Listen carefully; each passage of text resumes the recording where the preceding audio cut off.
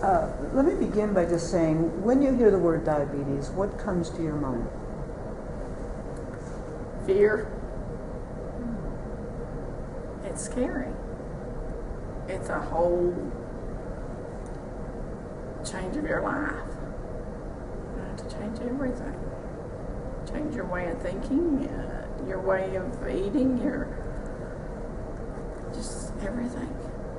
So what's been your experience personally with the disease? Well, mine was actually more of experience with my mother first. And my grandmother. My grandmother had diabetes for years, for as long as I can remember. She ended up with multiple complications with heart attacks and open heart surgeries, and she lost her feet. So she had a lot of the complications. And this was years ago, before I knew much about it. Mm-hmm. And then it come down to my mother. And at that time I was in nursing school, so I had a little bit more education with it. But then like 20 years later it hits me, and then I've experienced it, through school and through the hospital here and working with patients, and then they tell you all of a sudden you have it, and then it just like absolute fear gets a grip on you. Because at this time I know what can happen. I know all the complications that can happen, and it's just really scary. So how did you happen to get diagnosed? How did that occur? Well, I knew with a family history with my grandmother and then my mother, then I would do occasional finger sticks on myself. And actually everything had been fine. And I was here one day, and they were wanting me to do with the outside the hospital. They were doing cholesterol checks and blood pressure checks, mm-hmm. Setting them up at a bank over in my area. So they wanted me to help with that. So they brought the equipment over that they were going to use that day, and so they were practicing on me. And they did a finger stick, and it was 307. Mm. And mine had never been that high before. So I made an appointment at the doctor's office, and he put me on oral medication at that time. And how long ago has that been? 12 years. Okay, so you've been living with the disease for 12 years. How did it change your life? Well, at first, like I told you, it is fearful, and you try to do everything that you're supposed to do. You lose weight. You cut out the sweets, the concentrated sweets, and you try to eat better. You check your finger sticks on a regular basis. And then as time goes by, you slack off, and it's not as important as it used to be. And then, you routinely, I do, get my eyes checked like I'm supposed to once mm-hmm. a year. I have routine doctor appointments, and in the past 12 years, my medication has been increased about 4 times. And I went last year in November to renew my medication again, and they did an A1C at that time. And they come back 9.7, which scared the dickens out of me. Mm-hmm. So at that time, they actually changed my medication. I had been on the same thing all that time, for 10 years actually. They had increased the dosage, but that's it. And this time, when they drew the blood and got the A1C results, it's actually about 2 or 3 days later that she called me and she said, we're going to change your medication. So she took me off that one completely and put me on another one, and then give me a new one that I had not taken before. One of the medications was still a combination because I had been taking glucovans before, which was a combination. It had the glucophage and the glyburide. Then she put me on Janumit, and then the other one was glucotrol. And HIT actually brought it down. I had to go back 3 months later, and HIT brought my A1C down to 7.3, I believe. But my sugar was still running around 200, over 200. So they increased it a little bit. And so far, I'm doing pretty good. You're doing good now. Since then, yeah. So what about your lifestyle? What kinds of other changes have you had to make? Mainly with diet. You know, when I got the lab results, when you see something concrete in front of you that says, you know, like your A1C is 9.7 and you know it should be less than 6, then you know there's something you're not doing right. So then you try to change things again. And I don't want the complications that my mother already experiences. So I have to be determined now that I'm not going to slack off like I had done previously. I think what you explained is kind of what happens to a lot of people. You know, at first there is this fear about what's going to happen, but then you get comfortable with the disease. Yes. You know, and you think, oh, I got everything. It's not, I don't feel anything. Yeah, you think you can eat whatever you want to as long as you take your medicine. Yeah. And then you have something else that kind of wakes you up again. Wakes you up, exactly. Exactly, that's exactly what's happened. So how would you compare your personal experience to what you see in people in the community and people you take care of in your work as a nurse? Well, mostly my dealings is with the patients. And they're mostly at the same place that I was for a while. You know, like you said, you get comfortable with it, and that's mostly where they are. But now a lot of them are dealing with complications. You know, with the neuropathy, they don't, you know, I continually teach them what to watch for, how to take care of themselves, which I know I don't listen to what I say for myself there for a long time. But I'm trying to do better with that. But I think it's real important to tell them what can happen, what they need to look for, and things that can help them live their life and take care of their diabetes better. What do you see are the biggest problems that people have in actually managing their disease? Well, a lot of them had the same attitude I did. They could eat whatever they wanted to as long as they took their medicine. Or, you know, I can have this ice cream, I'm going to cover it with my insulin.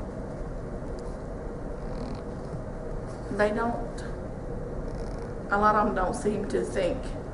I don't know whether it was more fearful for me because I do have a little medical education. I do work as a nurse. And a lot of people don't have that. So they don't see the end result like I do. So they're not quite as fearful as I am. What kind of things do you think we could do better in helping people control their disease? Because it's really a lived disease. You know, most of the time people, there's no nurse watching them, there's no doctor watching them. We're just living in a. What do you think we could, as health professionals, as nurses, what do you think we could do better in helping people? They need to encourage them to see their doctor a little more often. You know, even their pharmacist. People don't ask you, how is your sugar doing with this new medication? The pharmacist don't ask you that. They just fill your medication, that's it. I wish the doctors had more time and the nurses had more time to talk with them. You know, get them to open up and find out a little bit more about how much they do know about the disease itself to do a little more education with them. Get them to open up and talk to you so that you can evaluate how much they do know and how much they don't. I've had some folks talk about the high cost of medicine and the fact that maybe they had a disability and not able to afford medical care. Do you see that? It is very expensive. I know with assisting with my mother.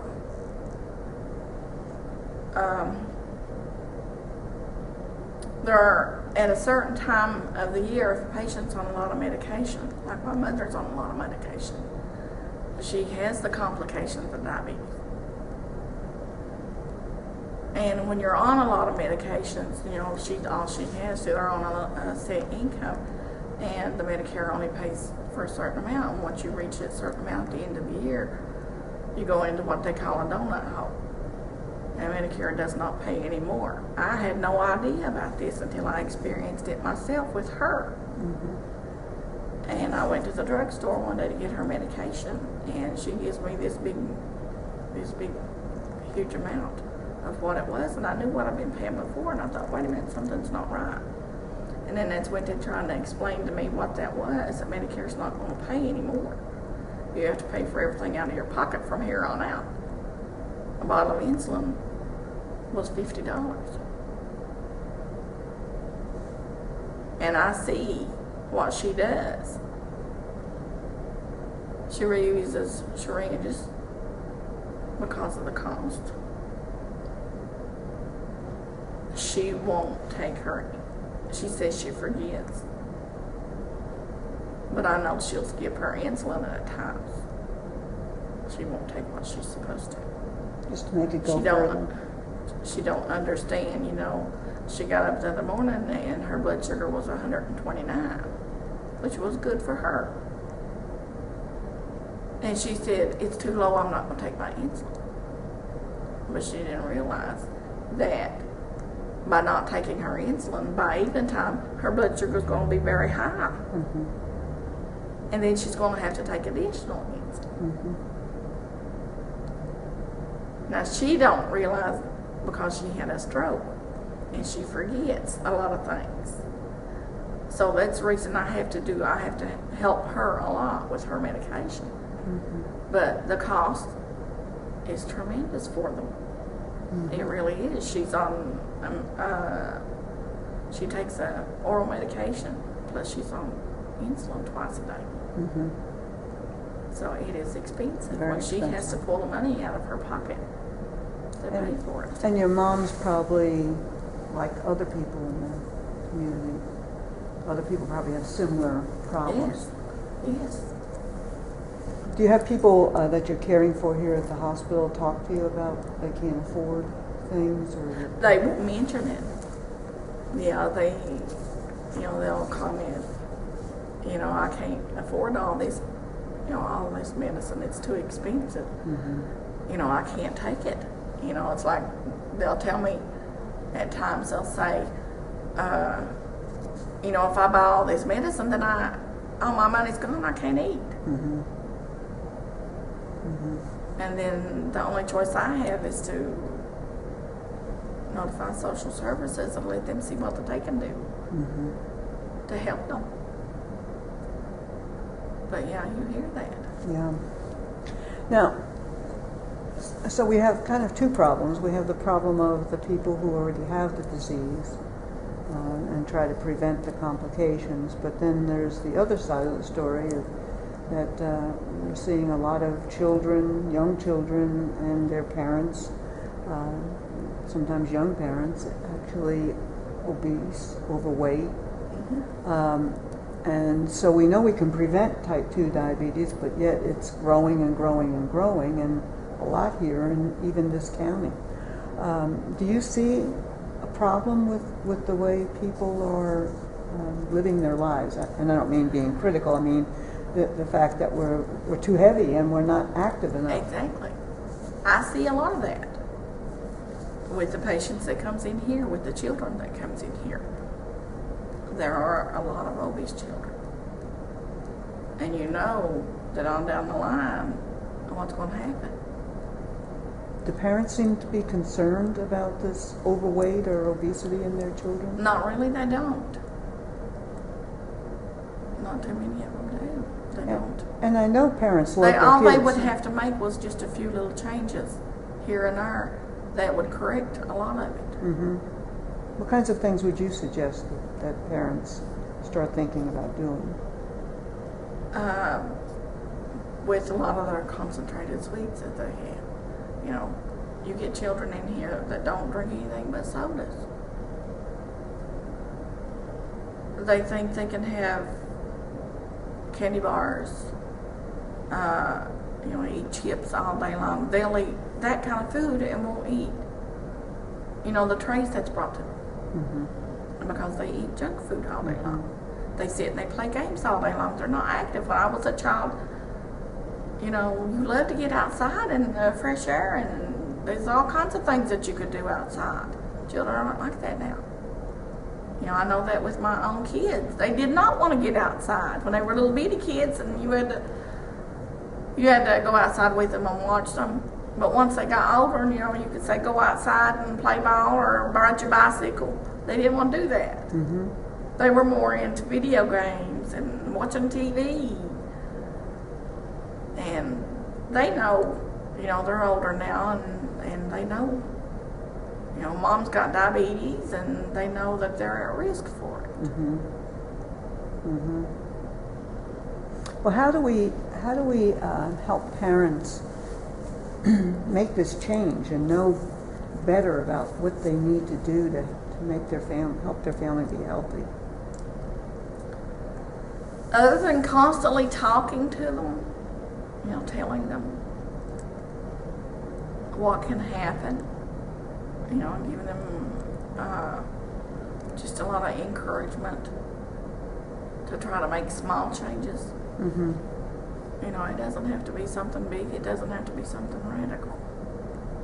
Just a small change can help tremendous.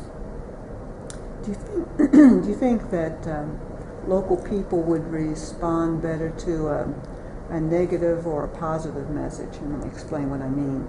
A negative message would be, if you don't change, here's all the bad things that can happen to you.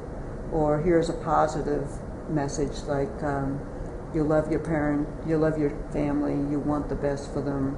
Here's the things you can do to make your life better or healthier. Which one of those messages do you think? More a positive message. I think you would have to start out with a positive message, giving them a few things that they could help improve their children's life with. Mm-hmm. But I also think that somewhere in there, you're going to have to tell them the risks of the negative message. Something has to go in there to give them a little more encouragement. But I think you have to watch. If you come out too strong, if you come out with a negative message right in the beginning, they're going to turn against you. Mm-hmm. Mm-hmm. They're going to think that you're criticizing them. Mm-hmm. Telling them that they're not raising their children right. Mm-hmm. So I think you have to start out with a positive message first, but then you're going to have to incorporate a little bit of the negative message in there too, just not be so obvious with it. One of the, and really it's not just the parents. I mean, it's the effect of how many advertisements we see on television every day, influencing children or influencing parents, and what we buy and what we eat. And right. And I got to admit, I'll be the first one to tell you, I love cake more than anything else in this world. When I was growing up, we ate what was put in front of you. But you weren't given all that sweets and all that stuff. That was a treat that you got on occasion. Now it's so much more abundant than it was when I was growing up. Mm-hmm. So I think now, I think that's why I like sweets more than some people, I don't know. But I do. I really love cakes, and I'm not one for candy bars and stuff like that. And I've made the switch to the diet stuff, and I'm drinking a lot of water. But to me, and I do eat cake. I do have something like that, because if I don't, every now and then splurge a little bit, then even I feel deprived. And the good news is you can have a little bit. A little bit every now and then, yes. And it's so much of it. It's so abundant now. And people don't realize, what they are giving their children. One of the things we want to do is really think about how to prevent type 2 diabetes, because it is preventable. Yes. And I just wonder if you have any ideas about things we could do in this community or in the county here in Buchanan to really begin to help people change their lifestyle.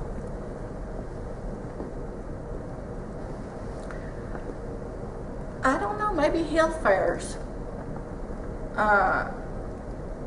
Like we did that day, the hospital sponsors, you do the cholesterol checks and the blood sugar checks. They do those at certain, public facilities. Like the banks, or maybe into schools or something like that. If you could set up some things like that and have some literature for them,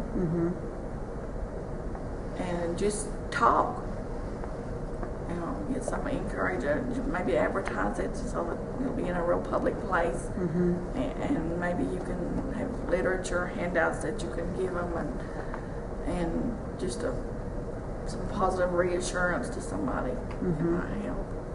How about and beyond that, I keep thinking about how many moms and dads probably don't know how to really cook. We used to eat things from scratch all the time. Yeah. Right?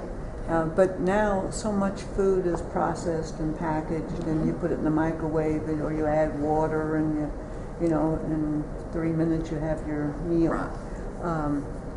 How could we start getting families to know more about good nutrition and portion size, and real practical things? Do you have any ideas about that?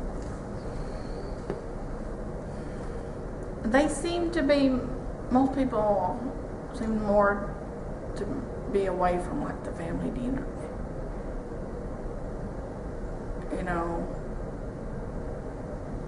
I do cook a lot, but it's a little more, people's lives are a lot busier now. And you do things for convenience to save time. So maybe, cooking,